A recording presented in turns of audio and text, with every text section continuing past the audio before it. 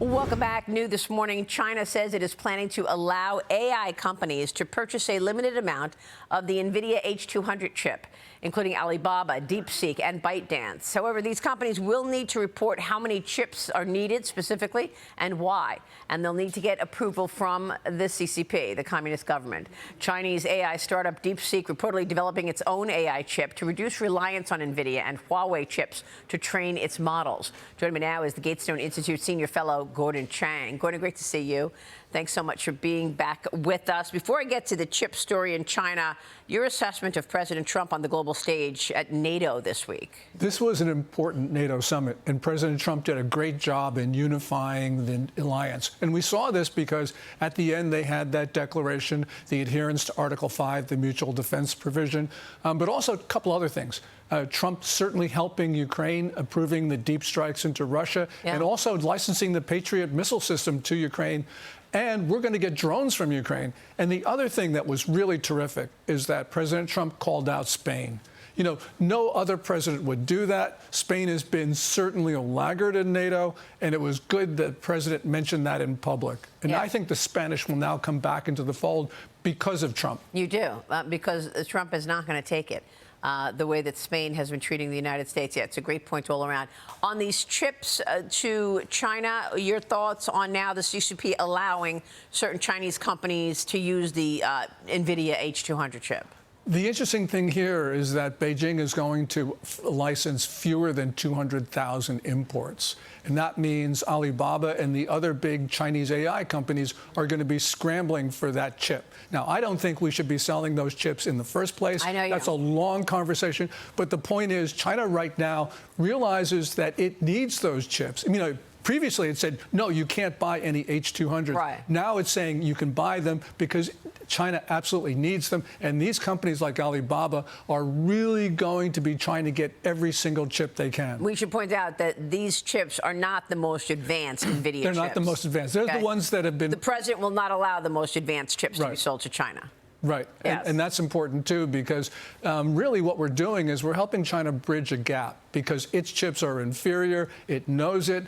We won't sell the best chips. China is trying to smuggle those best chips, and it's been successful in that. And we need to crack down on those black market routes. What do you think's going on with the worries around AI? I mean, Gordon, Beijing says that it actually has found security vulnerabilities within Anthropic's recent Claude code that could send sensitive information to remote servers without user approval. It's very important. In response, U.S. lawmakers are considering new strategies to stop the use of Chinese AI models by American companies. Gordon, give us your sense of this AI model fight underway right now. Yeah, well, China certainly has found the back door. And matter of fact, Alibaba, we were just talking about it, they will not allow its employees to use Claude, the Anthropic model, at work because they can see that it can identify the user. So yes, China has found that back door.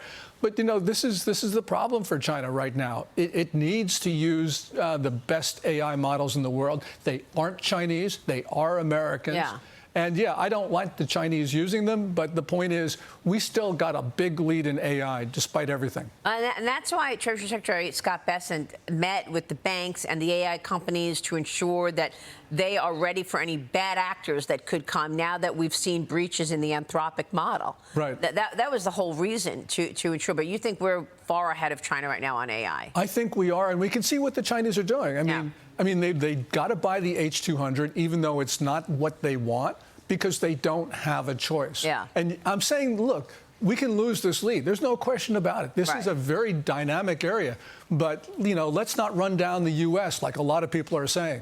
Now, China, of course, did not overtly join this war with Iran, and the president gave Xi Jinping a compliment about that this week. But we know that they did sell components and some weapons to Iran, and they did support them in that way. Now, China recently launched ballistic missiles from a nuclear-powered submarine into the Pacific Ocean, forcing allies to shore up defense partnerships for a potential attack from Beijing.